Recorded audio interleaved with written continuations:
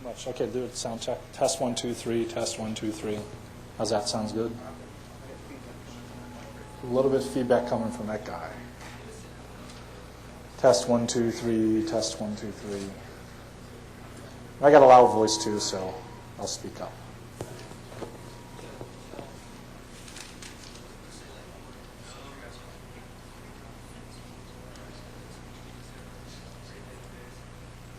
Okay, come on in. We got seats in the front. You can come all the way up. I'm not that scary. You know, my new nickname in Juniper is Scary Barry.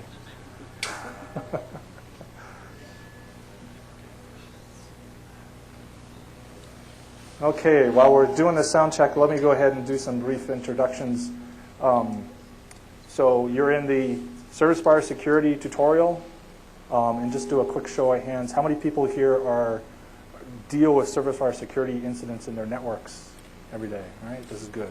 How many people here have seen this presentation before? Okay, there's a few people. Some people have helped, you know, like Patrick's helped, but he doesn't know he helped, you know. There's others out there with us. So this is a tutorial that's a very foundation-oriented tutorial.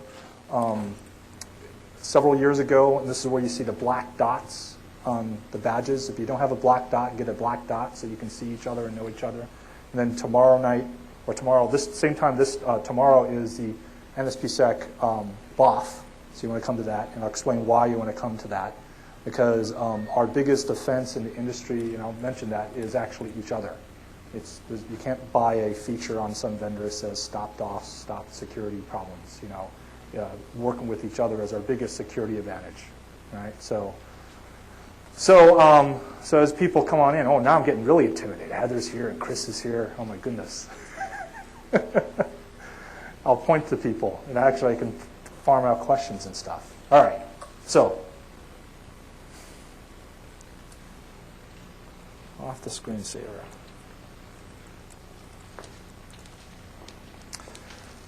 Okay, ready to go? Tape? Okay, all right, so let's get going. Because even though this is fundamentals, and I'm covering what we call like the top 10 techniques we would like to get every service buyer to do, there's a lot of materials, and we only got an hour and a half, and we got buses who are going to take us off to an interesting party tonight, so we don't want to get in the way with that. So what this is presentation about, this is a primer that was put together several years ago by a community which I'll talk about, the NSPSEC, which is Network Service Provider Security Group. It's a group that helps each other to protect each other's networks. My name is Barry Greene.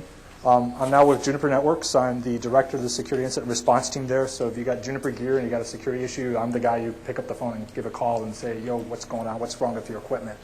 I'm the guy you yell at. I'm also involved with a lot of different operational security organizations out there. Operational security is the type of security that where you're not looking for problems, problems happen to you, right? So in other words, stuff happens to you, you're getting attacked, you're getting violated, you're getting DOS attacked, whatever, and you need help. Because we live in a world where you can't do this by yourself anymore. You need peers, you need to work with people. This material, it should go up, and if it's not up there, there'll be two versions. There'll be a PDF version, and there'll be a PowerPoint version. We designed the slides in such a way that it's free use, because one of the things that we found out years ago is that there are those people who are really good at service fire security, and they come up with the techniques, and they deploy the techniques. So I'll point to Chris Morrow over here. He's one of the guys. He figured out a bunch of techniques on networks he's run, but I can do better slides than Chris can do. So he'll figure out the technique, and then I'll do the slides, right? And then Chris will use my slides in wherever company he's at, right? And this is where this kind of works. You know, Roland Dalbin's over here. He did this presentation last time, so he did a bunch of slides. So what we do is those of us who are good illustrators, we put them into slides.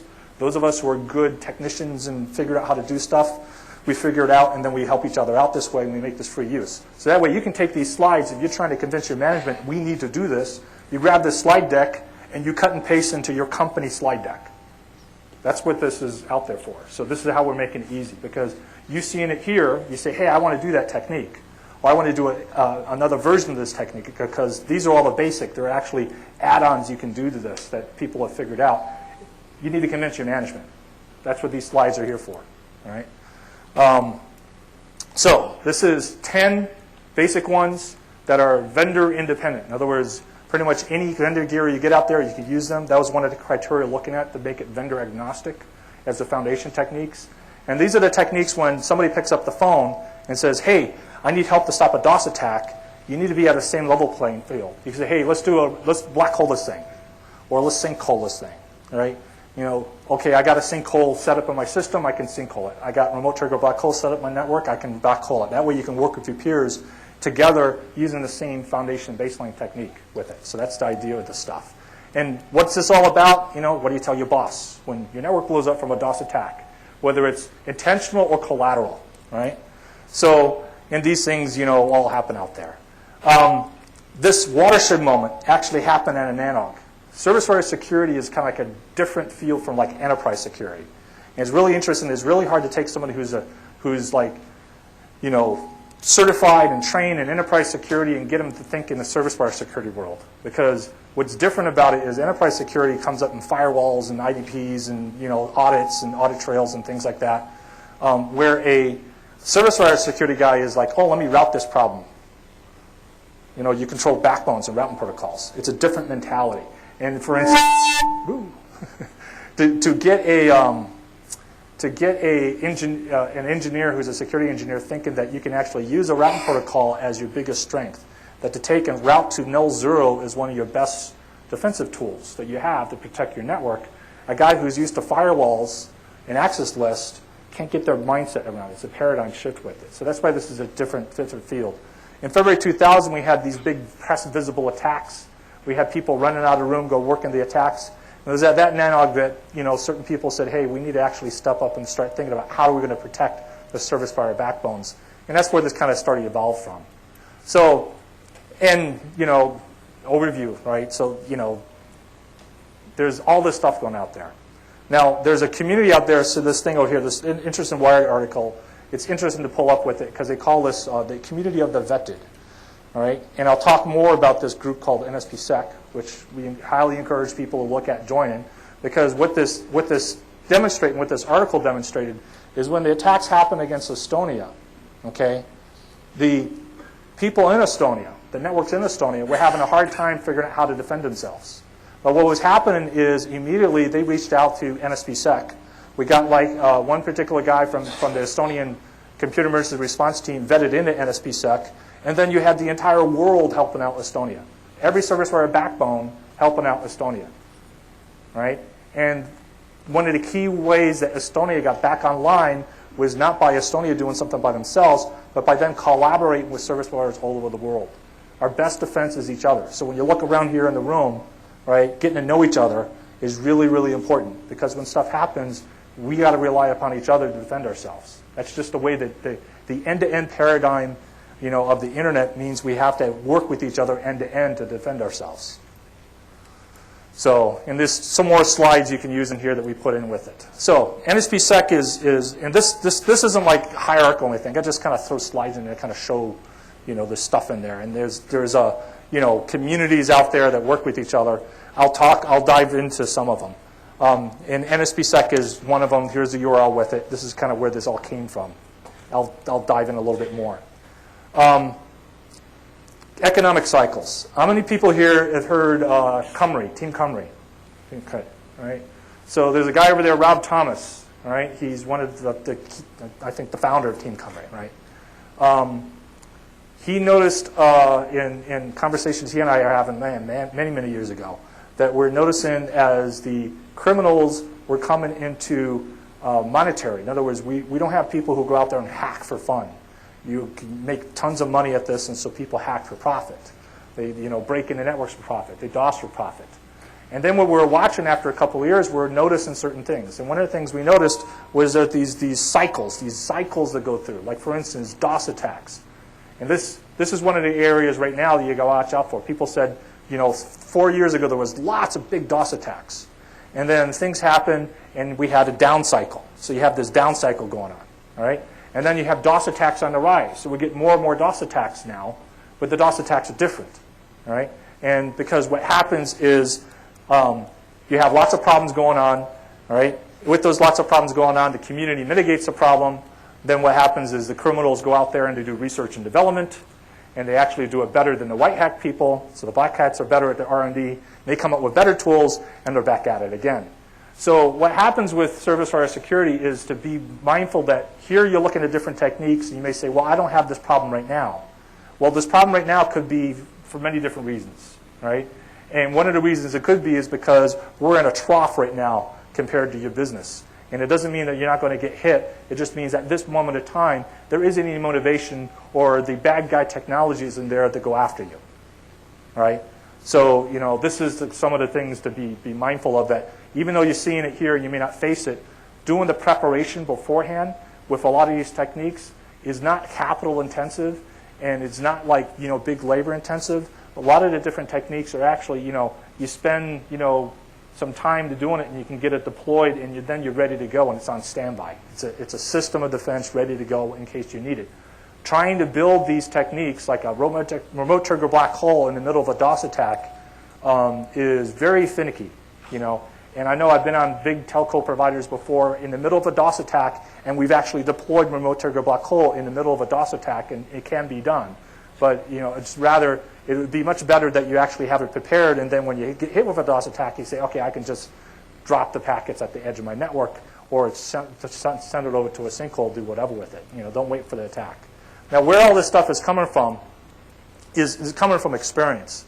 Right? So this is actually, we throw the slides out there to the NSPSEC community and the other peers out there, and they look through it, and they say, what about this, what about that?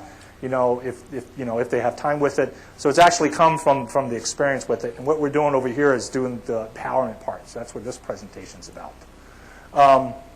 The other thing to keep where this is coming from is the 40-40, the 40-20-20 rule, the 40-40-20 rule. Sean Dillon, who actually can't come here much anymore because he doesn't have funding in his new job at Department of Homeland Defense.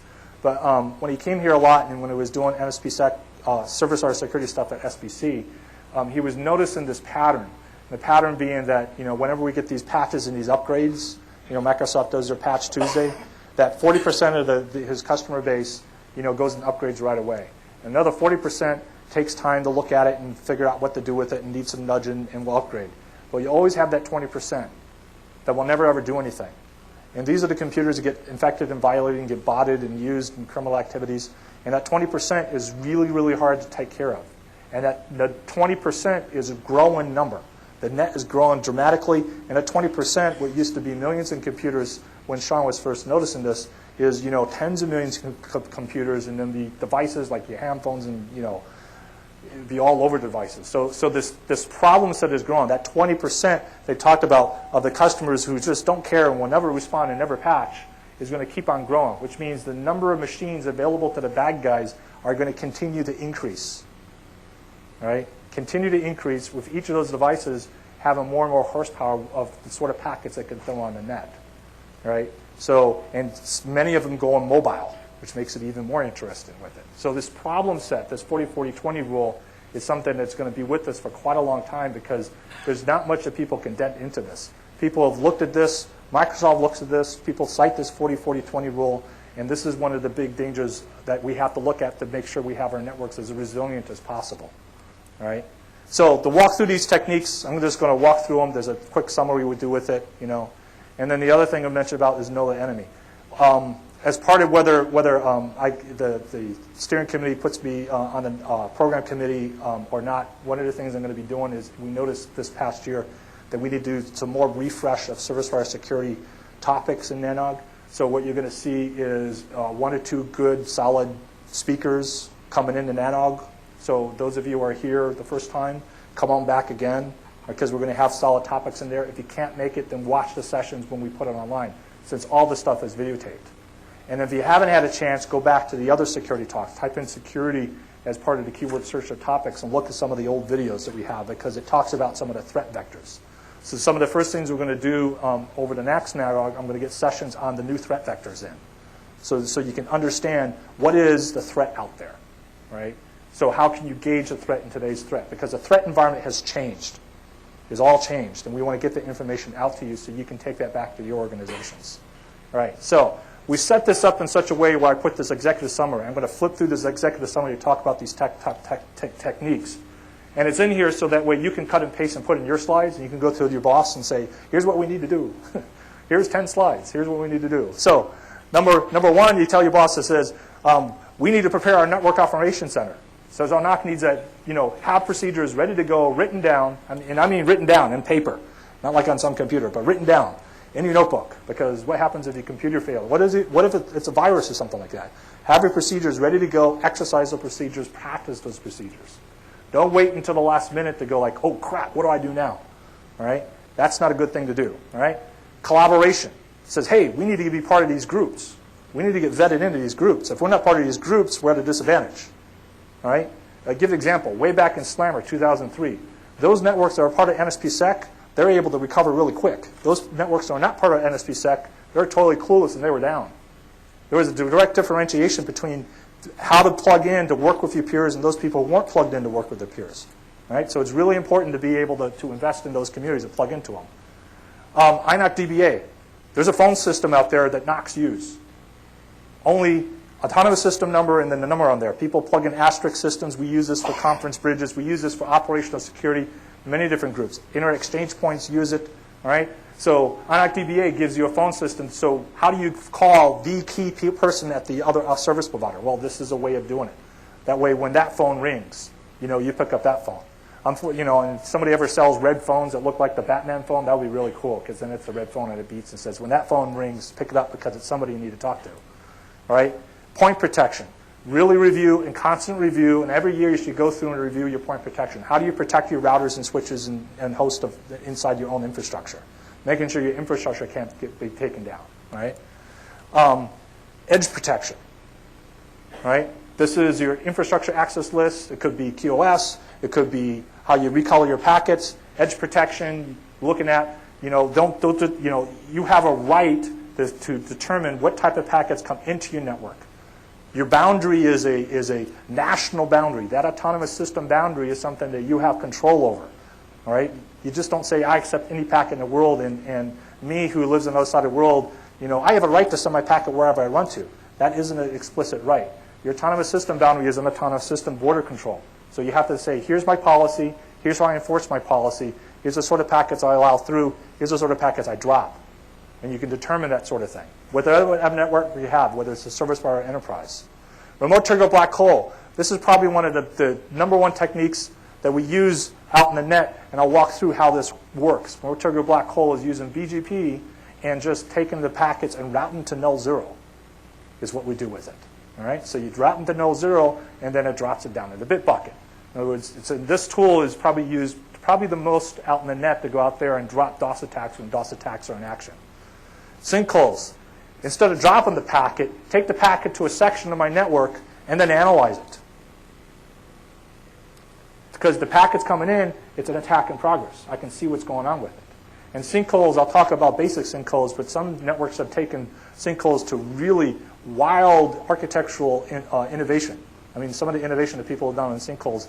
And that'll be one of the topics to go in there and see if I can get some of these guys to come in and talk how they've deployed sinkholes in their network, right, over the years. So sinkholes is one of our key analysis techniques. You take something like, for instance, Configure. How many people have heard of Configure?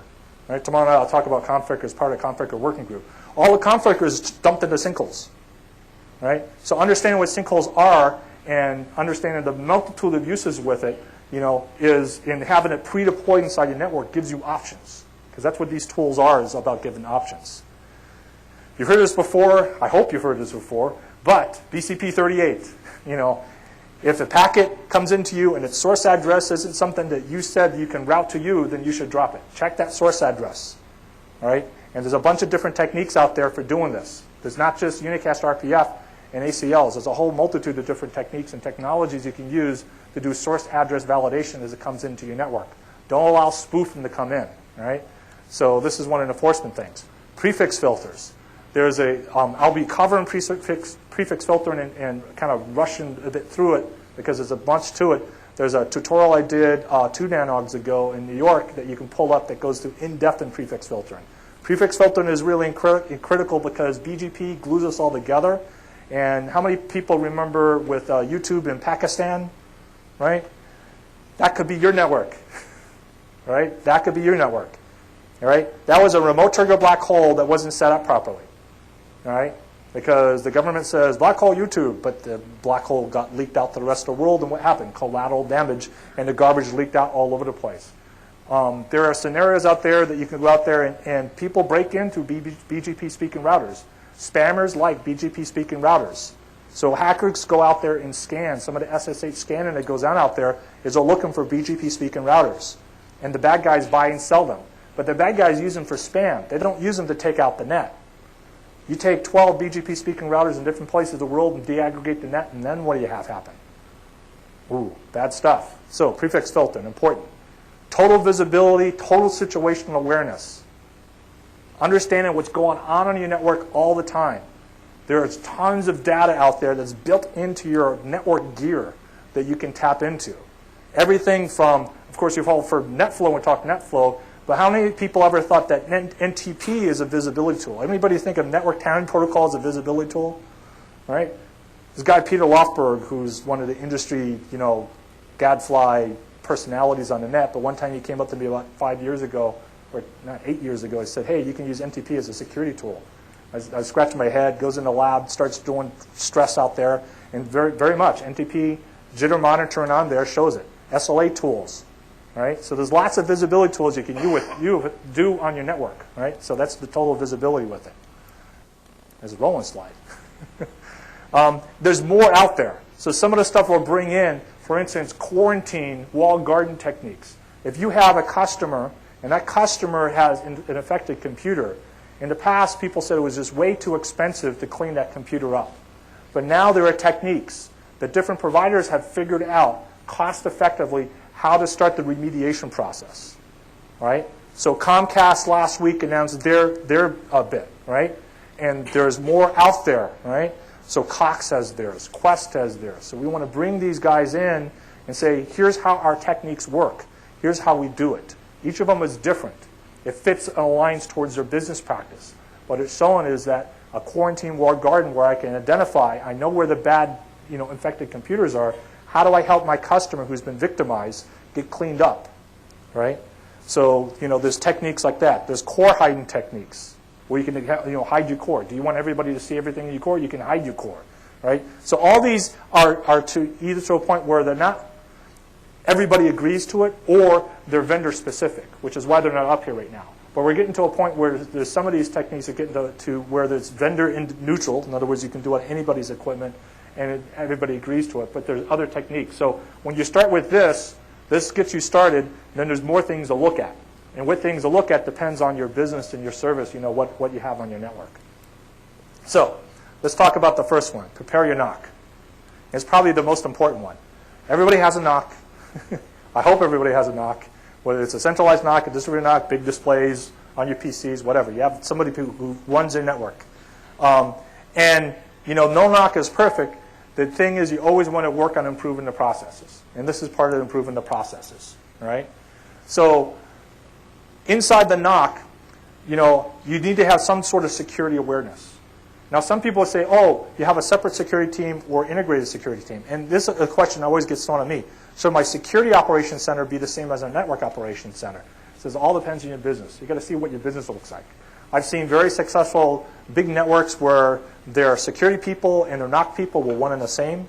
I've seen other successful businesses where there were two distinct teams. Right? So it all depends on your business with it, of how you put it together. But the key thing is to have people inside your operations who know operational security, who practice operational security. Where does the DOS attacks get escalated? Where are the guys who practice? Who are the guys who care about the tools? These are the things you need with it, right? So, and a process of constant improvement. Every time an incident happens, don't just say, okay, the incident's over and forget what happened. Go back and do a post-mortem and figure out how do I make things better? Because it's going to happen again. There's a cycle of all this. It's going to happen again, right? And what you want to prepare for is as it happens again, it's not in this presentation, but there's another presentation I've done where I talk about what's happened with convergence. There's a talk I give in the Juniper mindset where I say, long live the internet died 2 years ago. We don't have an internet anymore. What we have is a global telecommunications system that rides on IP. And if you look at it, convergence has happened and we didn't realize it. So when something happens today, tomorrow more convergence is going to happen. So today on your network, you may not have emergency life reported services that the FCC requires reports for because it's life-dependent services today. But tomorrow you probably will, right? And on those services, that go down, people's lives are at stake. I can't pick up the phone and call 911 because your service is being DOSed, right? That's a serious sort of thing. And that's what's happening with convergence, right? All the regulatory stuff that happened in the old telco world is coming on all the internet people. And this is changing the way you have to think. So while we have that 20% of the badness that keeps on growing, we also have convergence that happen to us that's making it more critical. So you can't just let this stuff to say, oh, well, I have my DOS attack, the DOS attack is over, let me go do my next job. You got to look at how can I make things better, because it's going to come again. It's just part of what we have. Because you don't want to get up there and say, okay, I practice, I do, and then, it's like the fire department going to a fire and say, oh, how does the fire engine work? You have to practice these things. Throw some stuff in the lab. It can be done in a lab. Go back to the original 2002 NANOG. There was Chris and Brian, right? So I got them in, and they taught, here's how we do remote target black hole at Verizon Business. And then, the day before, Chris says, oh, we should demonstrate this. Barry, go get us some routers. So I go over and I grab a whole bunch of routers, and they set up a demonstration. And all it was a demonstration we set up in the front. We had like 5 or 6 different routers, and there were small routers, and he was able to demonstrate, here's how the technique works. So you can do this sort of thing and try it and practice it in a lab before we get out in the network. All right? The same thing with firemen. All right? You've got to practice before you go to the fire. You can't train on the scene of the fire. Yeah, I got to have a methodology around this. You don't wait until the emergency to say, okay, what do I do? All right? You got to not only drill, but you got to have a method behind the madness. So this is one of many different approaches, right? And this is an approach that we can deep dive and drill on it, where you go through and the first thing you do is preparation part, and then when an incident happens, so you could use a DOS attack. You got to find out, okay, what type of DOS attack is it? Is it saturating my bandwidth? Is it a state-oriented DOS attack? Is it ICP? Is it TCP? What is it? Then I got to classify. Okay, where's this coming from? Who's it attacking? What impact has happened? Then trace it back. Where's it coming in from? Right? Now I have enough information. Say now I go out there and react. And how do I react? Which tool is appropriate to react? Because you have different types of DOS attacks out there, and there's different techniques you want to do with it. All right, of how are you going to react with it?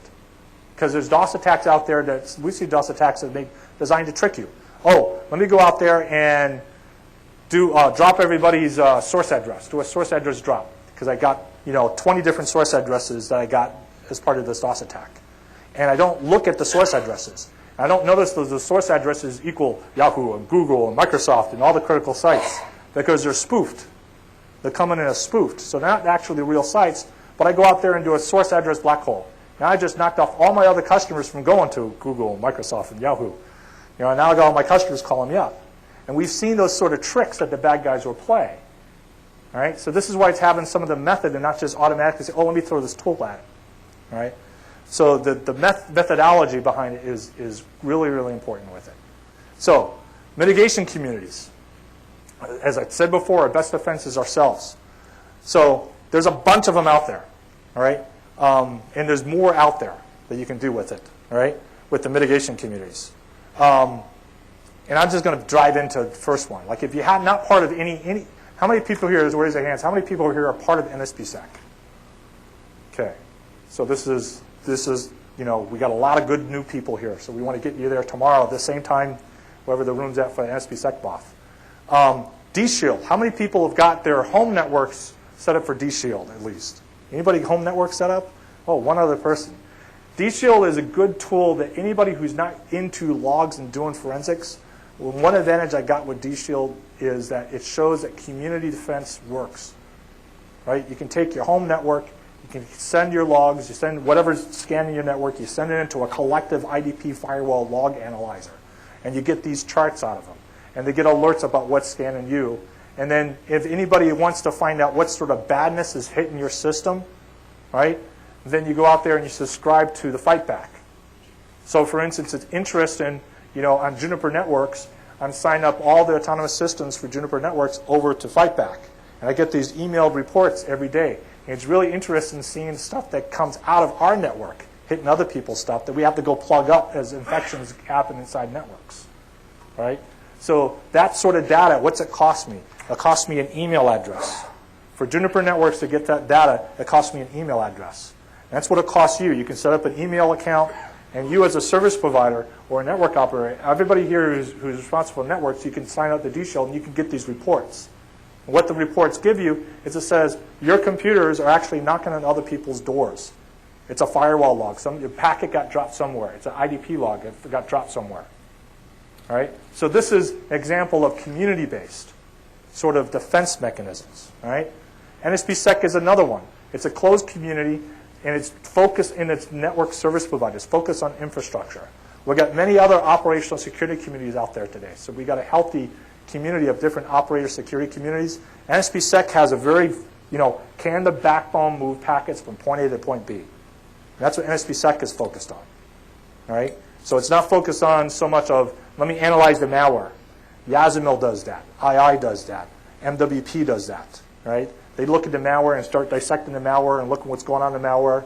Right? There's other groups like OPSEC Trust. What are the bad guys doing? How are they making money off this? How can we disrupt the whole bad guy operation? NSPSEC is the infrastructure A-OK? Is the SLAs all being met? Is there a DOS attack that's threatening us? Is there a BGP incident that's threatening us? Is there a botnet that's big enough that's going to threaten our networks? Right? That's NSPSEC. Focus on those sort of things. To find out more information, you got the URL here. And then tomorrow night, we'll talk some more about it. Now, there's a vetting realm that goes in with it. And the reason why there's vetting information going on is because there's a trust level. And the trust level is that me as a network operator, I'm getting hit with an attack. Now, for me to get your guys' help, I need you guys to help me. I need to give you details. Now, these details are intimate details. These details that says, hey, I was working this attack. Here's the address. This is my customer who's under attack right now. Here's who's attacking. Here's the addresses that attacking me. Can you guys help me out? Right? Does anybody see these addresses in your list? Can you look at your NetFlow logs? We're exchanging information that if lawyers were in the room, they would have a heart attack. Because they'd go like, oh my goodness, why are you sharing this information? That's confidential information. You shouldn't be sharing that. But you need to share that to collaborate with each other. Right? So that's why there's this trust vector, where you have people who vet you in to say, yes, I know this person, I work with this person. This is somebody who's not going to go blabbering their mouth to the press over the sort of information we exchange with each other so we can defend ourselves. Right? So that's where the vetting comes in with it. So that's why coming to groups like this, putting the black dot on, coming to a tutorial like this, going to NSPSEC BOF, talking to other people in the halls. If you see a black dot on them, just go up and say, hey, hi. Introduce yourself. And this is the sort of thing we need to do, to go out there and build the trust relationships out there so we can defend ourselves. Because this sort of thing happens all the time. Service provider A is hit with a DOS attack. It's a DOS attack that's causing collateral damage. In other words, one customer is getting hit, but he's getting hit, on his, 1 meg connection, and he's getting 40 megs of DOS attack. Well, those 40 megs don't just disappear. Those 40 megs go all the way down to the router that's supporting that 1 meg connection. Well, where does the other 39 megs go? All right. Well, that PE router starts dropping them. Well, that PE router may not be powerful enough to drop them. And now you have all the connections connected to that PE router dropping connections. So you have collateral damage. All right. So 40, is a big number. All right. So you can't do it by yourself. So you're going to need some help. So you do your part, but then you talk to NSPSEC peers and say, hey, can you guys help me stop this attack? Here's the destination address. Can everybody stop all packets going to this destination address? And then people say, yeah, no problem. And you start working it back. And they say, if you can find out the source addresses, give me source addresses, because I think this is spoofed. And people will look at their interface logs, look at the flow logs, and they're showing you information. Right? So then you get this information feeding into you, and you start working the attack. They figure out, okay, how do I really stop it? A lot of times what happens today is says, okay, here's the source address. What botnet is it coming from? Anybody spot the control channel? Let's go after the controller for the botnet. And then we go take off the control of the botnet and then cut off the head of the botnet. All right? So this is typical sort of collaboration that happens in the NSPSEC community. All right? So, and this is this whole realm about operational trust. where you got to trust your people, to meet the expectations. It's like trusting your buddy behind you, your wingman or whatever. Right? This is sort of trust that happens. And this is the sort of thing, unfortunately, this is how we're going to keep the internet glued together. This is how we're going to keep global telecoms together. Because we don't have a way to really stop the bad guys. Right? The bad guys, we out there and remove their botnet, then they go build another botnet. Because remember that 40-40-20 rule, that 20% is always going to be there. The bad guys are always going to have more computers to go after and break into. We don't have a way to go in there and bust down the door of the bad guy and go put him in handcuffs and throw him in jail for 40 years. We don't have a way to do that internationally with an international legal system. And it's not going to be like, the international legal system allows us to do this, isn't going to be around for a long time. That means us who run the backbones, we got to put up with this all the time. The criminals are always going to be out there with it. All right? So more on the operational trust. Now, NSPSEC is not perfect. Right? It wasn't designed to be perfect. All right? It's not designed to solve all the problems for operational security. There are other groups. Fortunately, other groups go out there and there's specialization groups. Right? So this is good. All right? But it's a tool, and it's an example that I give here that you can do as part of this. Now, those of you may have networks that say, hey, I've really got to look at what's going on with the malware. All right? Well, Yazamil grew out of NSPSEC. Yazamil means yet another security mailing list, is what Yazamil means. But Yazamil does a group as equivalent group, same sort of vector structure. But their specialization is to dice apart the malware. New piece of malware comes across, their guys are pulling it apart. How does this work? Where's the control channels? How do I destroy the control channels? How do I clean it up? You have operators on there, you have antivirus guys on there. All right? So there are other groups out there. And if you're interested in some of this, you can email me. You can talk to other people tomorrow night because there'll be a bunch of us there. Tomorrow you'll hear about the Configure working group. So you see more about what's going on with Configure. All right? So, and then here's BOFs, by the way. Certs. How many people have their service provider, or your organization part of FIRST, the FIRST.org? Wow, one hand goes up. All right, 2 hands. This is good. 3. All right? This is another group. Meets all the time. The security incident response teams around the world, they have their group, which is FIRST.org. There is no reason why any service provider in the world cannot form, to take their SOC, the Security Operations Center, and have them be part of FIRST.org. It's another group, sharing information, doing the meetings, working the incident response, and a lot of times what happens, you're going to see this more, is these CERT teams are working with each other on global vulnerability issues, industry-wide vulnerability issues. So if you want to be plugged into this sort of stuff to get a heads up, this is a different trust community also working it, but working from this angle. All right, so this is also something to look at. All right, INOC DBA. How many people here have INOC DBA? Yeah, there are a few more hands up there. Mine is plugged into my house. So, and unfortunately, I haven't had time to plug Juniper in, so if you call Juniper, it won't work to me. So INOC DBA is basically, this is the website with it. Packet Clearinghouse kind of put it together. The community kind of made it all happen because more and more phones go in there. It's a SIP-based system using enum, right? But the numbering scheme that we use is a, well, I'll talk about it. We'll get to that. So what is the problem we're trying to solve on INOC DBA? Well, since Chris is here, I'll pick on Chris. Chris Morrow calls me up and says, I really got this problem. Because I use this story in my talks all the time. I use Chris Morrow's story. So Chris called me up and said, I called Sprint one time, and I'm trying to work a DOS attack. And I called their NOC, right? And Sprint goes, well, what's your customer ID? He says, well, I don't have a customer ID. I'm a peer to you. He says, you need a customer ID. And he didn't have a customer ID. He says, well, I can't help you. And Sprint NOC hangs up on him, right? So he runs into this, how do I talk to the right person over at Sprint? I need to talk to the right person at Sprint so we can collaborate with each other to stop this DOS attack, right? This is what the problem set we're solving with INOC DBA, right? So the INOC DBA is when you dial that phone number, you dial autonomous system number, colon, and then some number. And what many people do is they set it up to an asterisk system, right? So like NTT America, they're running off the asterisk system, right? So you can call anybody in their company through INOC DBA. Right? So you can go to that extreme with it. And this system worked in the middle of slammers. So here we're having lots of DOS issues with the slammer, big stress on the net, and we're talking to each other on INOC-DBA conference bridge. Why? Because INOC-DBA is in your network, and you control the backbone, and it kind of all just kind of works quite well. You get statistics. Bill Woodcock, who's around, or some of the other people from Packet Clearinghouse, they look for the PCH. They can give statistics with it, and we got presentations they've given on that now you can look up on INOC-DBA. But one of the interesting things that they show is that there's a consistent number of calls every day. In other words, people talk to each other, use INOC-DBA to call all the time, right? And so that number is every day, but the duration of the call increases correlated when there's stuff happening on the net.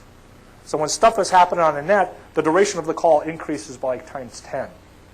So in other words, it's the same group of people who are keeping the net glued together, talking to each other. This is kind of how they talk to each other. When that phone rings, somebody I want to talk to is ringing me, right? When the other phone rings, it's an irate customer who's upset. Okay, which phone do I pick up? Irate customer who's yelling at me, or this customer who's my peer at another provider? Okay, I'll pick up this phone, right? So it's kind of like, which phone do I pick up sort of thing. And when there's a problem, I pick up the phone and I ring, and I put people on bridge, and we work on a problem together and you're on longer. So this is what happens on INOC-DBA. You go to the website. It's very easy to set up these days. It's PCH.net. This is Patrick Fallstrom, who's out in the industry. This is a picture of his nephew back when he plugged in his INOC-DBA system to kind of use that. It's really straightforward to getting hooked up these days with it. So, and it's being used. There's a bunch like DGIX in Stockholm. They got a whole bunch of phones. There's a bunch of exchange points. You go to the site to show you which exchange points are using it. So a lot of exchange points are using it for like troubleshooting on exchange point work. So INOC-DBA. Point protection. This is protecting the router itself. This is making sure that each network device out there, you don't leave it naked to the outside world, because these things get broken into. People look to break into routers. And it's surprising.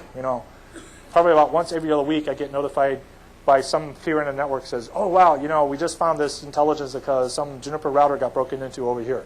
Now, it's not controlled by Juniper Networks, but they're calling me up because they're trying to help figure out, how to contact that party to say, hey, your router's owned, okay?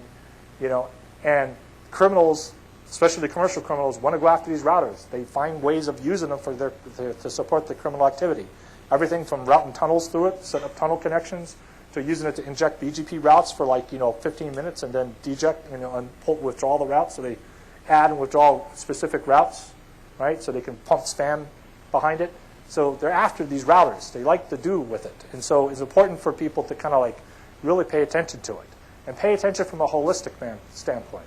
Don't just say, okay, I just put a VTY access list on it. You want to look at it from a holistic perspective of you sitting at home or sitting here. How many people here, this is interesting, how many people here are currently logged onto a router in a room? There's 1, 2, 3, 4. Right? So you got to think of yourself in this room, as you're in this room, and look at the whole path between you and this room all the way to your routers. Right? And is this whole path secure? Right? And that's the sort of security we're talking about with point protection with it, is between you and here at Nanog, right, and your routers back at home, are they secure? So you start everything from the SSH on the router, VTY access list. You're talking about looking at the path. What do you use to connect up? There's like for instance, Juniper routers telnet's not configured automatically. You have to manually configure it. We'd rather you configure SSH, right, for example. So go encrypted path, that sort of thing. But as you do this stuff, walk through the devices. Are you using AAA? In other words, are you just putting passwords on the router, or are you using some sort of AAA to it? If you're doing AAA, are you using AAA that has the whole path secure? How do you secure the whole path with it? Because a lot of people throw up Radius. Well, Radius does it. But Radius, when you look at it from Radius in its most default version, if you don't do some certain tricks, you can have commands going in the clear between the router and the server over here. So look at the whole holistic part of it, right? Are you using one-time passwords, right? So one-time passwords used to be like, oh, wow, very expensive. But one-time password systems are very cheap these days, right? So all these sort of things add up for protecting routers because they're after it. Your AAA servers. Have you checked the path to your AAA servers? Because a bad guy knows, says, okay, how do I go after a service provider? Let me DOS their AAA servers. All right? And what happens to your router when your AAA server disappears? Oh, I default to my default. Okay, well, how often do you change your default passwords on your router? How many people have left your company? Right? Do you change, every time somebody leaves your company, do you go out there and change, your MD5 keys and your passwords and all, roots and things like that? Do you change? No. I mean, you're supposed to, but, it's just too tedious to do that sort of stuff, right? So you got to assume that information like that could be out there in the marketplace, right? The bad guy marketplace, right? So you got to look at how to take care of it. Doing things like distributing your AAA servers in different parts of the network. So it's, out there. So TACX Plus and other things out there, right? So the other thing to look at is look at your protection on your router. Cisco RACL, Juniper LO0 filters, right? I don't know what Huawei and Alcatel uses, but everybody has their equivalent. You got to look at these filters and how you set these filters up on the router and audit them every year and look at them, right? Don't just say, okay, I got certain protections on there and I don't look at what's being hit on my router. As a matter of fact, looking at the drops off of these lists give you really good intelligence on the visibility part, all right? I'll give an example of this. Back in 2000, there's one network who was also a TV channel that knew they were going to get hit with a DOS attack. And the reason why they knew they'd get hit with a DOS attack was two tools. They took their host protection ACL and they logged all the drops. So they'd permit, deny any TCP, deny any IP, log. Okay? And they took that syslog and they put it in an MRTG graph. Now a graph. And they said, every day, here's how many people are knocking on my door. Here's how many drops I get every day. Then all of a sudden, 1 month before the elections in 2000, the US elections, it spiked and went multiplied times 10. And it stayed there, multiplied times 10. Right? And what that told them was somebody's really paying attention to our network. Somebody keeps on scanning our network, trying to figure out what's going on in the network. Now, what did it cost them? A configuration on the router, pump it off the syslog, MRTG, pump it into a graph. Right? We get these scans all the time, hitting our routers. Right? And this is valuable telemetry information. And it's stuff you need to look at because you not only look at says here's how much knocking on the door happens, but what type of knocking on the door? Am I getting hit with telnet, SSH? Oh, they just shifted protocol. Now they're looking for radius. Oh, now they're looking for, why are they looking for radius? Or now they're sending these other packets to me that they shouldn't send. All right? I'm getting, different ports that are not, it tells you information. And this information goes through and says, I need to look at my network. Do I have some port open that shouldn't be open? All right? So that's where you do this perspective of pushing the access list out to your, on the router devices itself. Okay? So another thing is how many people got Rancid running? Rancid, yes. Rancid, powerful security tool. Because Rancid is one of those tools that's popped up several times in the past where people have found out their network was owned only because of the Rancid changes. I mean, we're talking about whole networks where they had like over 20 routers broken into, and the only way they found out was somebody looked at it and say, hey, I got Rancid errors. Because the bad guys were on the router and configuring things into the router. And Rancid popped up and says, oh, there's a, who changed here? And they go in there and start looking at it, and they found out, oh, wow, okay, this whole network is owned. Right? So Rancid is not only a tool for you to manage your configs, but it's also an important security tool because it monitors and says, anytime there's a change on your network, you should go out there and have a log of who's changing what where. All right? So, point protection. Edge protection. This is draw your autonomous system and think of it as a national boundary.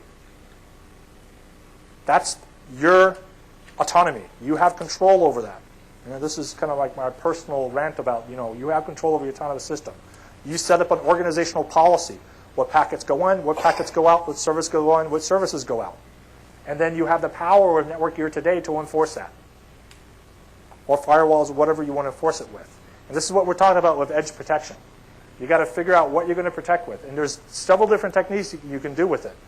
So you go out there and say, I don't want the outside world to send telnet into me, for example. In my network, I should have no telnet ever come in and reach any of my routers. And that will be your policy. And then you go out there and enforce it on the edge. Right? This is an example of the sort of things you can do on the edge. So this is where you get this kind of infrastructure access list, this IACL concept. Infrastructure access list, is that access list that you put on all the devices facing out from your network, from peering routers to customer routers. All right? And that access list is designed to say, here's what goes into my infrastructure, and here's what passes through to all my services, whether it's a transit service or you as a service provider doing some financial service or web services, whatever. All right. Starting with, you can start with deny any of your space from external. In other words, you have infrastructure access links. Why should you allow anybody in the world, if you have inside a backbone link and router A and B, 2P routers, so the link between 2P routers inside your network, why should anybody in the outside world ever ping those two connections? Why should they go out there and try to telnet in those two connections, right? So you can say, okay, on that particular, link between those 2P routers, don't allow any traffic to go directly to them. That doesn't stop people from doing transit across. Transit works just fine. But that link should be protected because that's critical to your service. So that's where we talk about, where you can go through, there's a lot of stuff you can go out there by default and figure out what you should put in that infrastructure access list. Things like fragmented packets. Fragmented packets, any of your routers, right? Anything in your router should never receive a fragmented packet. If a fragmented packet reaches your router, then something's broke. You don't even need to look at that packet if it's a fragmented packet. You just need to know fragmented packets are hitting my router, something's broke. You see fragmented packets in my network, it means one or two things. Something's broke or somebody's attacking me. Right? Because it's hitting your router, it's hitting your switch, it's hitting your host infrastructure gear. Those are the things in there. Right? It's different from fragmented packets end-to-end in some application over a wireless link in Africa. Right? It's a different sort of scenario. That's not what's coming into you. Right? So you look at certain things, you can automatically figure out what should I put in my infrastructure access list. It kind of comes up really clear if you start thinking through. Permit transit traffic through it, right, for all your services, so you identify those with it, right, the fragment to the core. Example, anything with source 127.0.0.1, right? So you look at, groups like that, right? So you kind of group them all together, what sorts of things you pass in there with it, all right?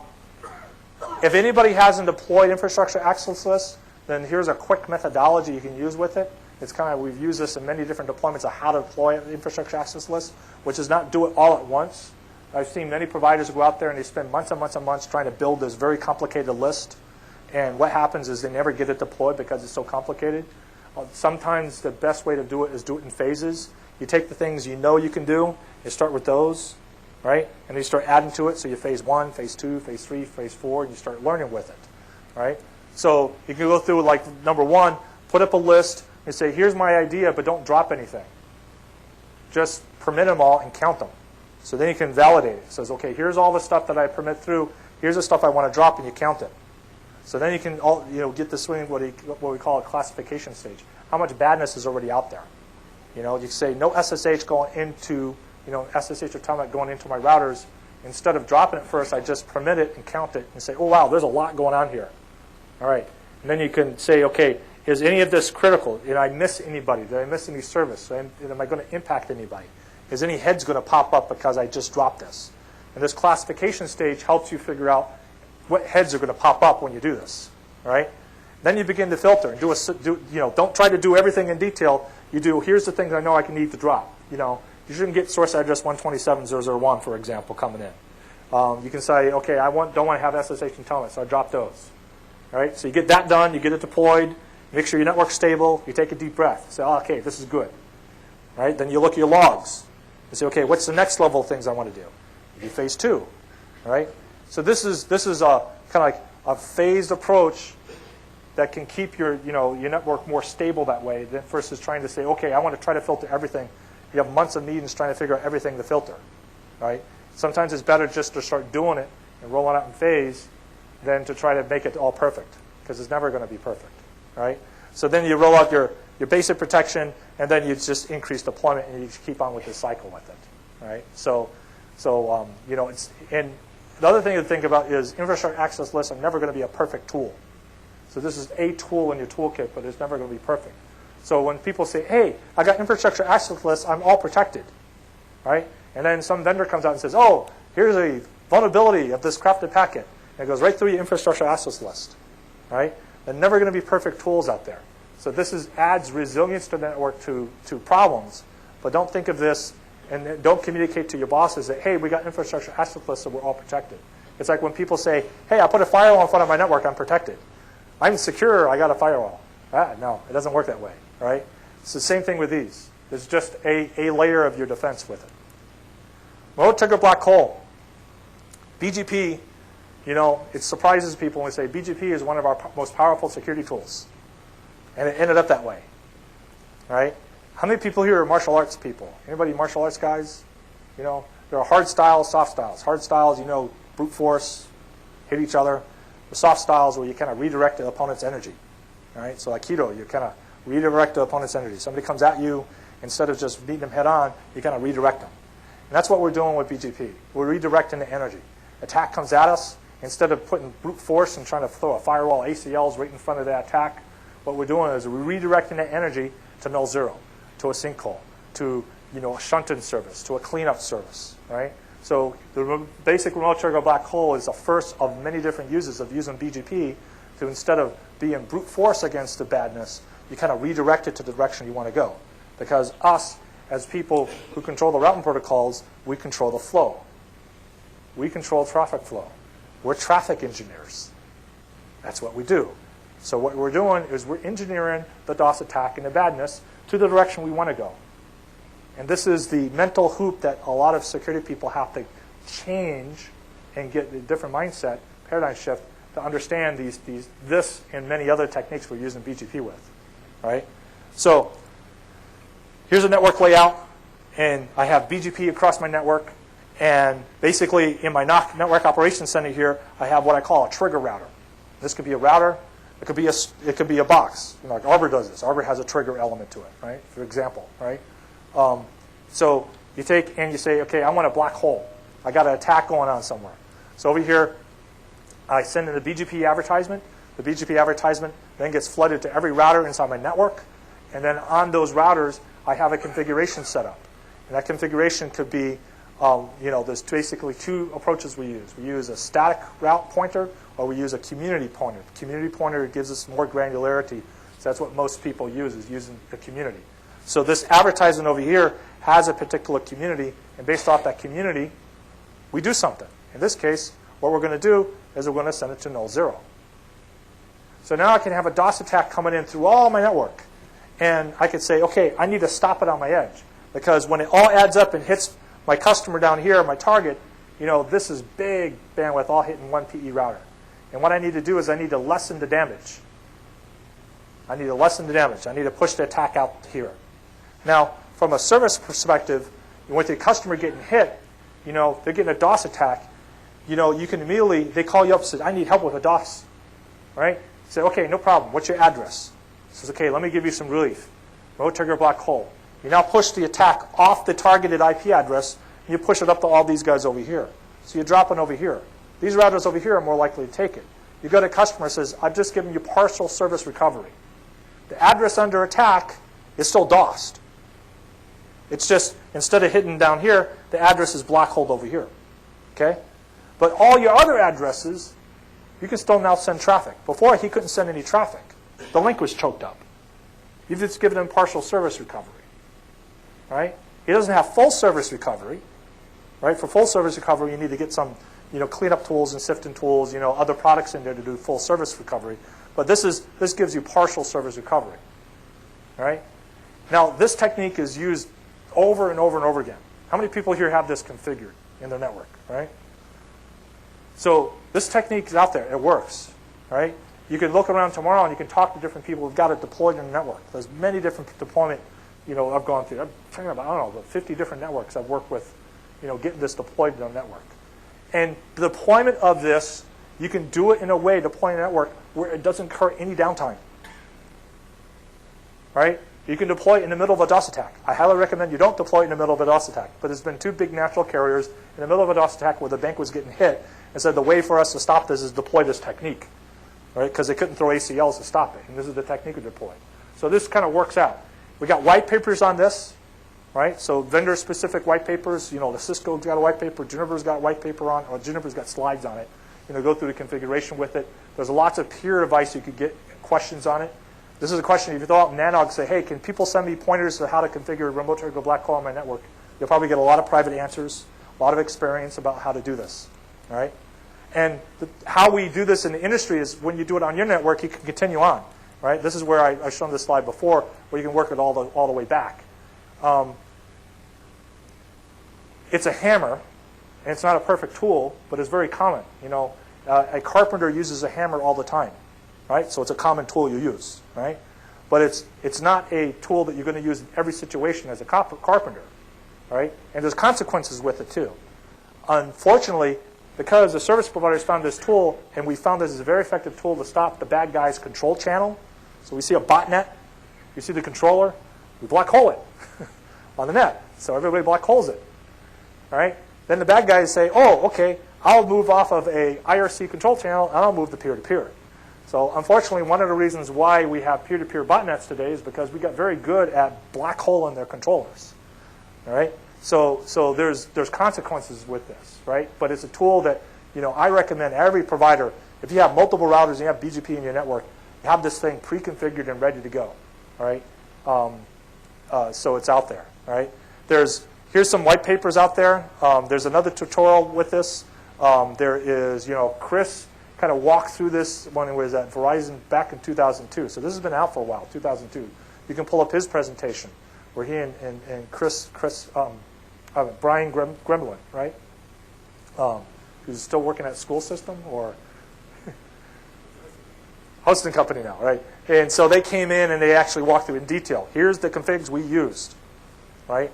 Here's how we did this. Here's a demonstration on routers how we did this. Here's how we do it in the network at the time, right? So straight up with it. And also on there is an RFC on this, right? And there's a new internet draft that Warren Kamari is doing on source space drop, right? So there's added to this. And then we're going to look at, there's other papers on how to do sinkholes and stuff. So let's talk sinkholes. So sinkholes is kind of like the Swiss Army knife. Now, some people say, oh, aren't you talking about honey nets? No, different. So a sinkhole is something that you engineer into a network. It's something that you're going to throw a lot of packets down a pipe to analyze with it. And it's a Swiss Army knife because the uses that people are finding out with sinkholes is multitude. Now, one of the uses you can use in a sinkhole is to put a honey net in it. All right? So honey net and sinkholes are 2 different things. A sinkhole is something you engineer into your network and you can put a honey net into.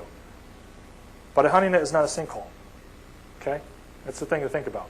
You wouldn't take and throw a DOS attack into a honey net. It would die, right?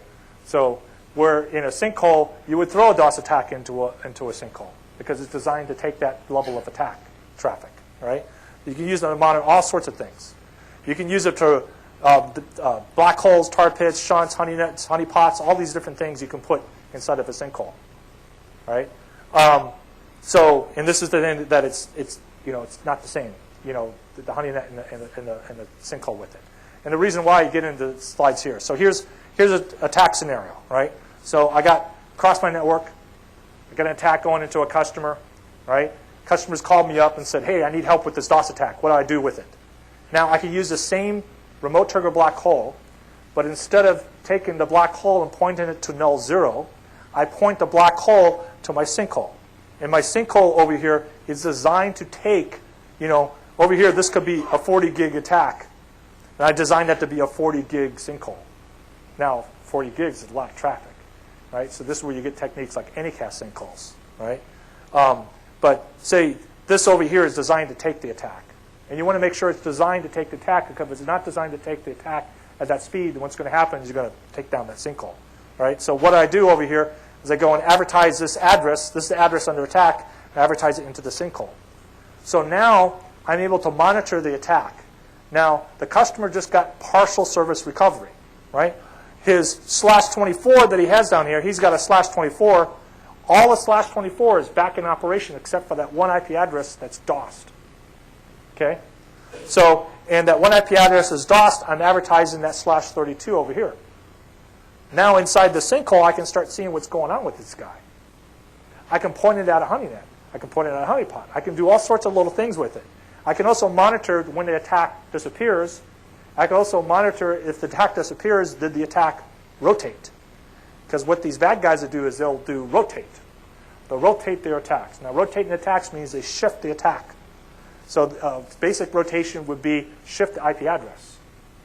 So he shifts the IP address and he attacks a different IP address down here. Because these bad guys who do DOS attacks, they're not DOS attacks. They're extortion. They're blackballing. They're political, let me take down the site. There's a human motivation behind these things. They just don't DOS for fun.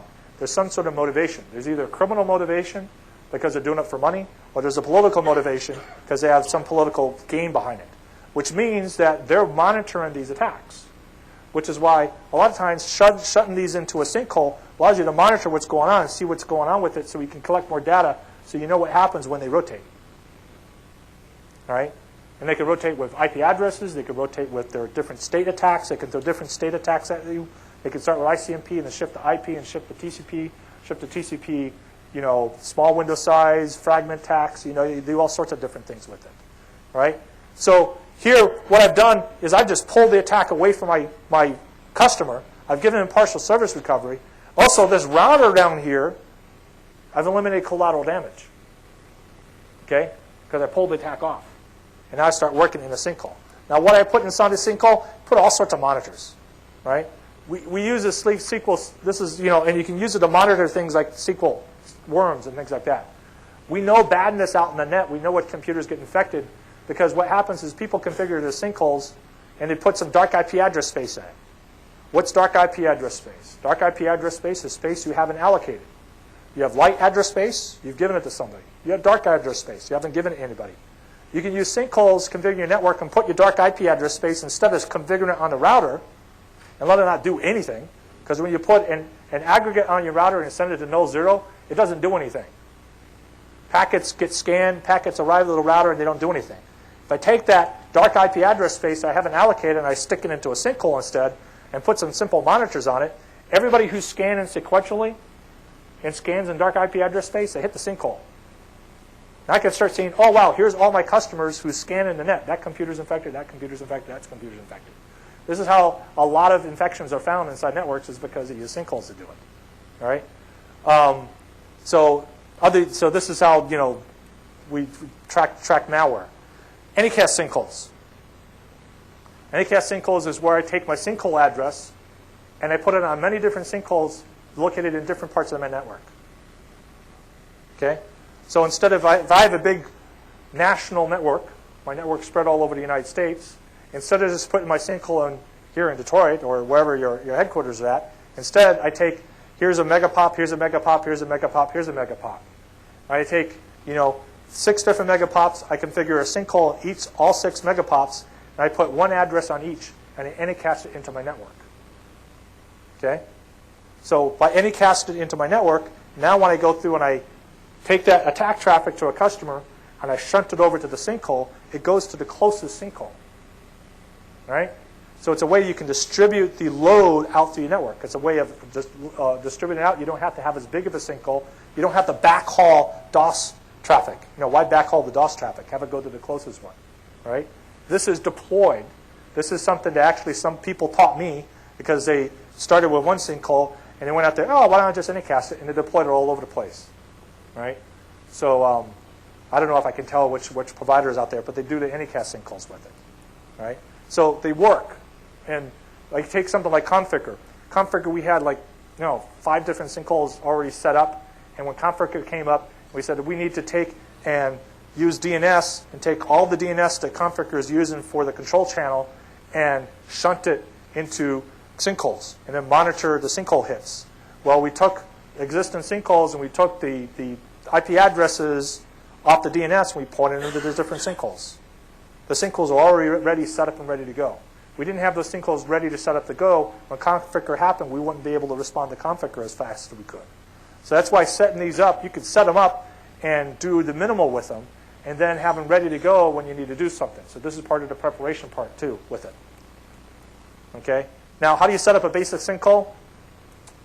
I actually walked somebody through this, and that person is here at this conference. I don't see him in the room, but I actually walked them through this. I said, just go get a box, load up TCP dump, and look at an MRTG graph, and put it into your network. Just start with one computer. And that's what he did. And he loaded up, and he started, advertised a bunch of bogons into his network. In other words, addresses that have not yet been allocated, advertised them in his network. They got all this garbage come down in there. They're like, wow, why is this going on in my network? Why do I have bogon? Why do I have people talking to bogon addresses in my network? This is interesting, all right?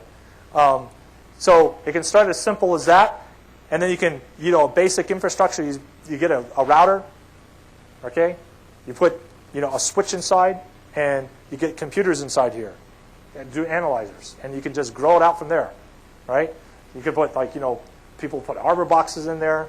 People, this is off of Arbor. There's slide actually on it, right? So it quarantines with it. You can put backscatter traffic on there. So this grows up with it. And if you don't know about backscatter is a good presentation of backscatter from CADA. We still get backscatter, and backscatter has turned out to be a pretty useful tool. Last year, Kaminsky DNS. How many people heard about the Kaminsky DNS issue? Right? Very critical issue. How many people are monitoring their domain names with backscatter? Right? We should bring that up and refresh people. What we found out with Kaminsky DNS is if somebody went after Juniper networks, because we're doing that for Juniper, right? We're monitoring our backscatter, all right? Somebody went after Juniper networks. So I'm going to take, and I want a bunch of guys in China to go to juniper.net in China with pirated Juniper gear, for example, right? And they would use the Kaminsky DNS to try to break into the caches and change the DNS around. Well, what would happen is Kaminsky DNS, we found, is very noisy backscatter-wise. So as they're hitting the server, the DNS server that they're hitting is sending replies back to the Juniper authority. So all we needed to do on our part for our Juniper.net authority is monitor backscatter. And then we can see who in the world, which DNS caches in the world, is getting hit with the Kaminsky attack against our domain. All right? So backscatter, even though you go back to this 2001 paper that Kata first mentioned, backscatter is an example of one of those tools. So backscatter was really interesting in 2001, 2002. We saw a lot of data. Then we had other tools that kind of less interested. People still kind of looked at it, but it wasn't big. Then come last summer, right? Then a colleague up in Canada realizes, hey, Kaminsky's noisy. It's looking up like backscatter all over the place. And we went, now we have a way of detecting when somebody actually tries to use Kaminsky. All right? Backscatter. So toolkit, serviceware toolkit. You look at the toolkit, backscatter. If you don't know what backscatter is, check out this paper, right? Read about it. It's a very important tool, to go out there. Sinkholes is one of the best ways of monitoring the backscatter. Okay? So, you can monitor spoof ranges with it, right? You can put, a little classification access with it. There's a lot of different ways out there of doing it. So one of the deep dives I'm going to be working on getting over the next year is getting some of the guys who I've seen run really, really robust sinkhole infrastructure, and really convince them to say, come over here and give us the details. Give us good deep dive tutorials on this stuff. People have seen slides like these before, but what we need to get is really operational experience of some of the guys who do this stuff and have all their scripts and look at their scripts sort of thing with it. So others can say, hey, I can do the same thing. I can get this going. All right. Some safety precautions with sinkholes. No export. All right. And the reason I say no export is just think of what happened in Pakistan with YouTube. You don't want to run into one of those mistakes. All right. Other things of pulling the garbage out. And I kind of mentioned this. You get Your router, when you configure your aggregate on your routers, right, they're pulling in garbage anyways because you're advertising your aggregates out, being a good internet citizen. If I got a /19, I don't advertise my /24s, I advertise my /19. That's a good citizen. But a lot of that address space is dark IP address space, goes into your router here, it's useless, right? Packets get dropped, right? People have done where they put it over to a backbone router, but what you can also do is send it over to your sinkhole over it. So send it to a sinkhole. Where's the slide? I guess I didn't have that slide in there. But send it into the sinkhole with it, right? Here's another example of anycast sinkholes. Kind of covered all this. So, source address validation. Check our time real quick. BCP 38. Basics of this, if you haven't heard this before, is any packet from your customer whose source address doesn't match what you have agreed to route, drop it. Okay? And so if you're my customer and I've allocated a block of addresses to you and you're sending me addresses that is not belonging to my block, I shouldn't be routing those packets through, unless I have some sort of contract. But even if I have some sort of contract that says I do that, then I'll know what those addresses are. Okay? So that's basically what the technique is. There's an RFC on this, BCP 38, RFC 2827. There's some talk about updating this because there's other techniques we can do with this and maybe some other things we should be doing, like do we DSCP code points, for example? Should we listen to any DSCP code point, or should we figure out what DSCP code points do I allow and which ones I don't allow, right? So there's talk about that. And we found that out because as certain providers have rolled out voice services, right? They found there was a direct correlation to them enforcing what I call DiffyServe phase 0. DiffyServe phase 0 is where I reset all the packets coming into my network to a DSCP code point of 0. And they found out that a bunch of security things disappeared off the network. Now, they were doing this to prepare for voice, QoS and voice, right? And they found a collateral benefit of security, right? So this is what it's at right now. It's on the source address, so people are looking at other things with it. Where do you filter? You filter on the edge. This isn't a service provider edge, right? Service provider edge, where I'm doing a peer-in, has always been a little bit more complicated about trying to do that dynamically and operationally, effectively, because trying to maintain ACLs on the service provider edge is much harder than maintaining ACLs down here on the customer edge. So it's very much been a customer edge sort of technique. Principles around this is filter as close to your customer as possible, as precisely as possible, and try to do source and destination as much as possible. You can combine this, if you're doing ACL, you can combine this with the infrastructure access list. Many people do. There are a multitude of techniques now. There's a static access list, which a lot of people talk about. There's dynamic access lists. If you've got AAA, AAA has capabilities where you can load dynamically an access list whenever that connection comes up. There's unicast RPF, which is where I use the route table as my authority of what I do. So in other words, I do the lookup. If I have a path, a forwarding path to the router, then I can use that forwarding path and look up the source address to see if that matches off the interface. Okay? There's cable source verify. This is actually in PCM, the DOCSIS 2 it got put in, right? It's DOCSIS 3. So this is in the DOCSIS spec with packet cable multimedia, right? And then the IP source verify, which is the Ethernet equivalent. And you find this in a new working group where they're trying to expand this in SAVI or SAVA, one of the working groups, SAVI, right? So with this there, so the new technology is about making this operationally cheaper to do, is what they're doing with it. But there are many providers who do this, and if you don't do this, then a lot of people encourage you to do this. Now, give an example where this is a threat. There are lots of OpenDNS cache resolvers out there. And these OpenDNS cache resolvers are very vulnerable, as we found out last year, to classes of DOS attacks that can have an amplification effect. In other words, a small packet going in will generate more bigger packets coming out of the OpenDNS resolver. And the thing that facilitates this is the ability of people to spoof addresses. all right? And so we saw last year basically bad guys going after each other. You know, that's where we were fortunate. But we received collateral damage through a series of attacks last year from these bad guys going after each other. So it was basically two gangs, you know, whacking each other, right? So, but what it exposed is showed that, hey, if we had BCP38 deployed more ubiquitously across the internet, then this sort of attack would be harder to implement, right? Wouldn't eliminate it. We still need to close up DNS open resolvers. We're trying to make it harder for the bad guys to go out there and abuse the net in their favor, right? This has been successfully deployed in big providers, right? So big providers do this, right? And here's an example. You know, one provider took about 7 months to go through it. It started on, you know, in the lab, and this is over at Cisco. Started on a Cisco lab, unicast RPF. They went through on one router, and then one line card on one router, and then one router faced all the customers, and one POP, and several routers, and then finally adopted as a standard. They went through step-by-step methodology until it became a default standard, default config. Every new router that came up was configured with this. They have total confidence around it. So a lot of times, if you're a big provider and you're not doing this, this is a matter of gaining confidence over time to get it done.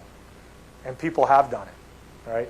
So can be done. So took a lot of time, took a lot of patience. Unicast RPF doesn't work for all customers. One of the big providers in the United States uses Access List. They don't use Unicast RPF. Other big providers in the States use Unicast RPF, right? Other big providers use DOCSIS 3, you know? So there's different big providers all working, right? So it works it out there. So, you know, cut the excuses. People say, oh, I can't do it because there's lots of different ways. And it's not just Unicast RPF ACLs. There's lots of different ways of doing it. Okay, control plane protection. Whoops. There's BGP security. There's a lot of different attack vectors out there. Here's a couple of presentations that people can look at, you know, where we talked about different attack vectors of BGP. It's still, you know, scary when you look at BGP and you say, what would happen if, you know, the scenario I gave earlier where you got bad guys take 20 different routers in 20 different locations of the world that were BGP-speaking routers and deaggregated the net all simultaneously. What would happen to the net? Some interesting sort of things would happen to the net. Everything from routers falling over because either their fibs or their ribs wouldn't be able to take in, you know, that number of prefixes, right?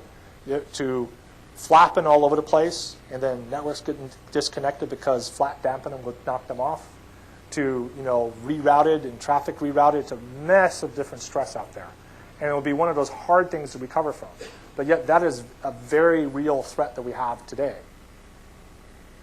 And the bad guys are not doing it because the bad guys need the internet to stay up and stable for them to make their money. But you have politically oriented people and terrorists out there who want to disrupt, right? So the threat vector around this is actually, even though, you know, BGP hasn't changed much, you know, the importance of actually looking at this and making sure you're doing things to protect your control plane is actually even more serious, because we got these things, what we call multi-vector terrorist incidents, which is, you take, for instance, London with the tube bombings. Imagine what would happen with London and tube bombings, and then somebody simultaneously deaggregate, you know, on 20 different routers, BGP, where now phone systems are going down because this stuff impacts phone voice.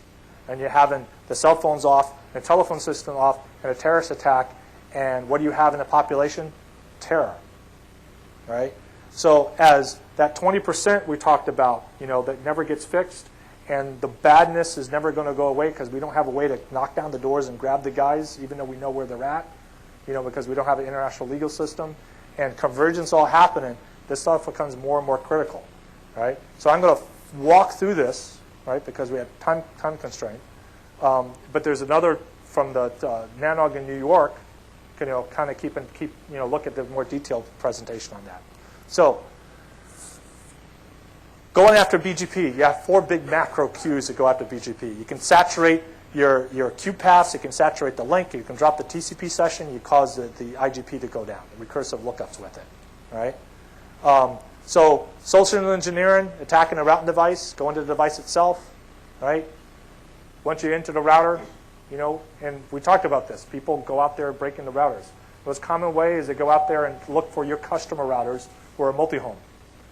The most common way of doing it is to scan for Telnet and SSH. And then when they go on Telnet and SSH, what do? First password they try is Cisco. Second password they try is Juniper. Right?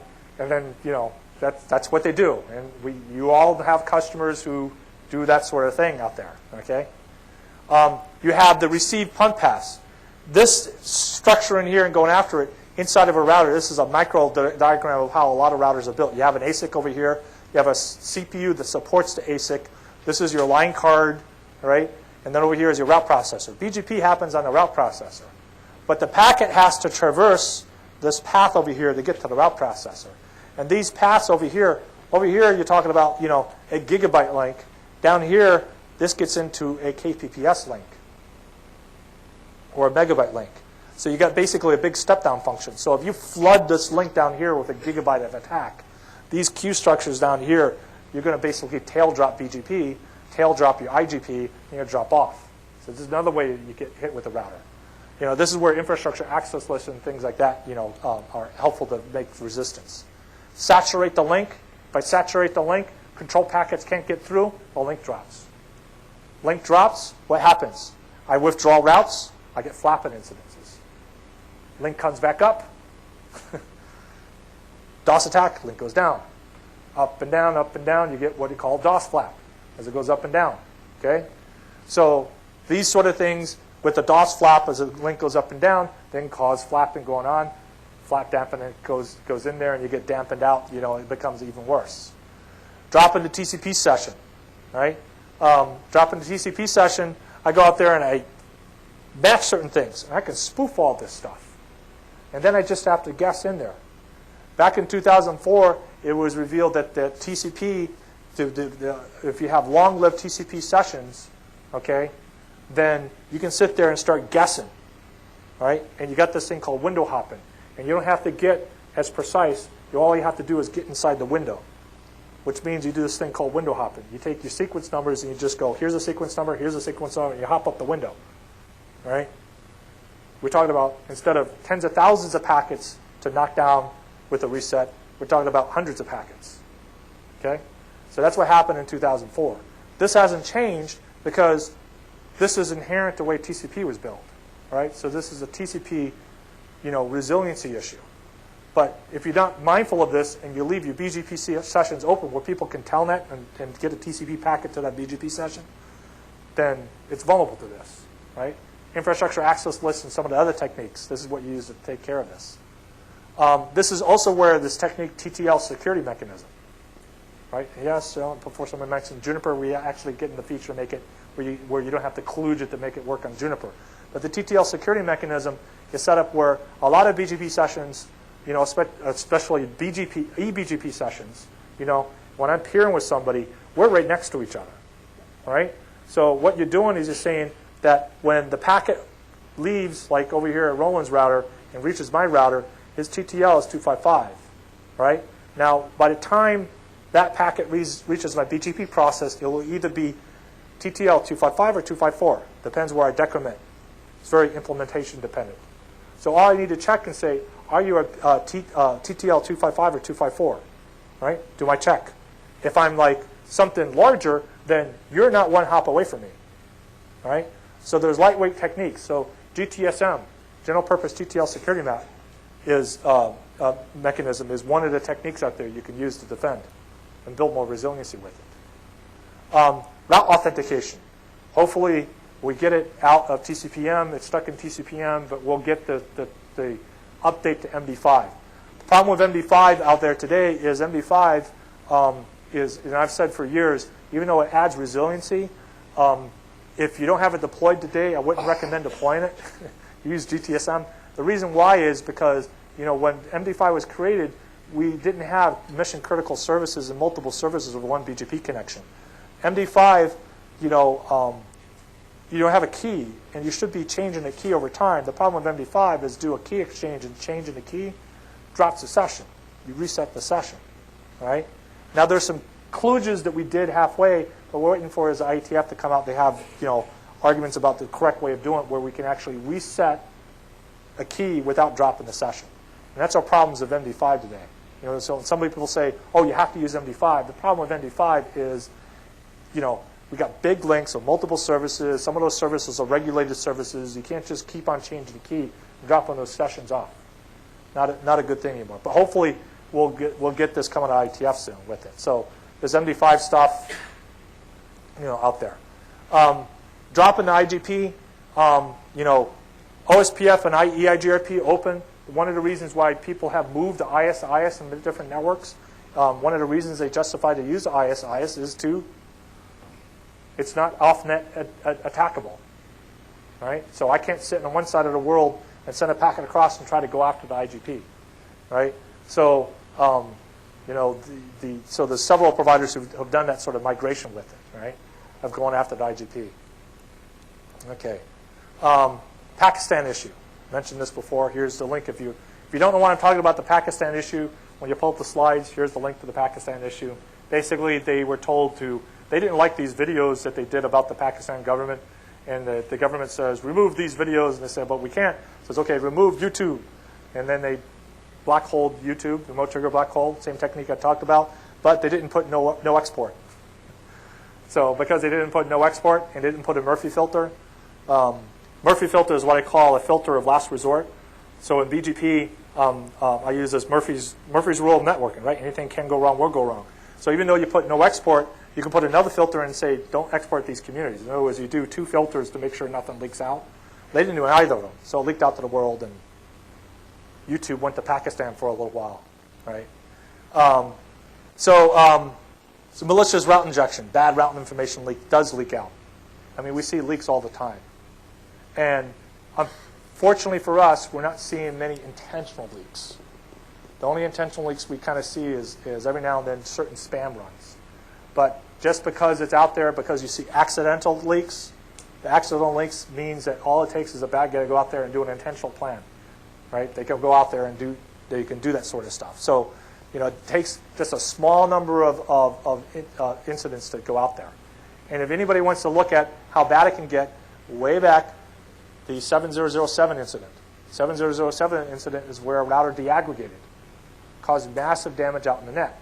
Now, certain providers weren't impacted, right? And the reason why they weren't impacted was, what happened with 7007 flooded out through the network, but this garbage in, garbage out happened, caused a lot of duress on the net, but there are certain networks, what they did is they did aggressive prefix filtering coming into the network. I'm going to flip through these slides on aggressive prefix filtering because we've got another tutorial you can look up on aggressive prefix filtering. The aggressive prefix filtering is where you say, I don't accept any BGP packet coming into me. I actually select what I come in. I select on boundaries. And there's a loose mode of doing it, and there's a strict mode of doing it. A strict mode of doing it is where I go through and say, here's what the regional registries say they're going to allocate, all right? And I'll take the boundaries that they give, and I'll be very strict on that.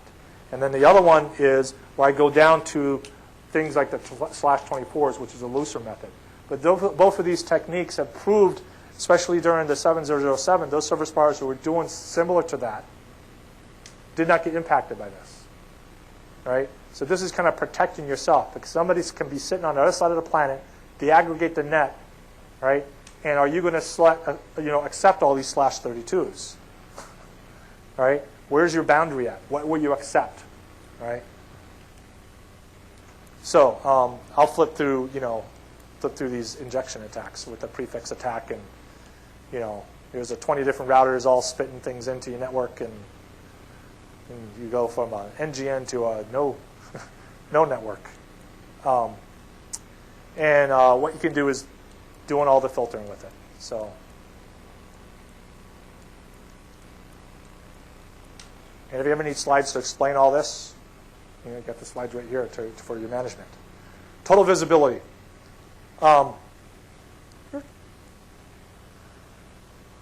Telemetry. This is what you're doing. Total visibility telemetry. This is not a new concept. You go to military realms, you go to power systems and things like that, you've got to have a full situational view of what's happening on your network. The more data you can get in, in cost-effective way, the better. And fortunately for us, there's a lot of cost-effective ways of bringing data in to your network operations center to give you visibility of what's happening with it. We have access to lots of data that you can stream off of routers and switches. We got lots of probes and sensors we can put off of it. And so this is something really important. So simple things like SNMP, Armon, NetFlow, right? So there's a lot of different addendums I put on here where you can pull some of the data out. This is a chart that actually Roland Dobbins did. It's quite good because what you're doing is a holistic approach, looking at the whole body, the whole system, right? And looking at the interactions between all the different components with it, right? So you want to listen to all the different components of the network and different parts, correlate it all together, right? So, and fortunately, there's tools out there that you don't have to go out there and buy right away. Now, of course, you have companies like, Arbor Networks says, oh, go look at our stuff right away. But another way of doing this, I've recommended people, is go download the freeware stuff first and fire at the freeware stuff, right? Because the freeware stuff, your capital cost is basically servers with disk space and open source tools, right? And freeware tools you load on it. And then with the open source tools, you start seeing what sort of data you can get. And then that starts giving you an indication of what sort of vendors you want to look at, because there's multiple vendors who actually bring this stuff down, but at least you broke the ice.